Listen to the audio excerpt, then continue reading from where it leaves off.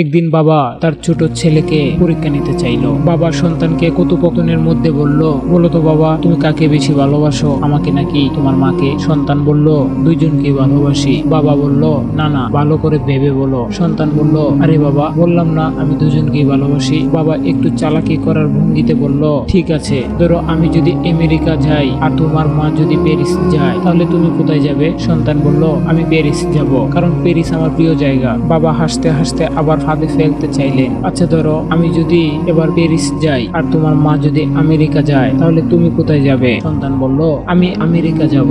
বাবা অবাক হয়ে বললেন, আরে একটু আগেই বললে প্যারিস তোমার সবচেয়ে প্রিয় জায়গা, এখন আবার আমেরিকা কেন? সন্তান চালাকির ভঙ্গিতে হেসে বলল, আরে বাবা, একটু আগেই তো মায়ের সাথে প্যারিস ঘুরে এলাম, এখন আবার গেলে তো একঘেয়ে হয়ে যাবে, তাই এবার আমেরিকায়। দেখলেন তো ছোট সন্তানের উত্তরই লুকিয়ে আছে বাবার থেকে মা সবসময় এক ধাপ এগিয়ে।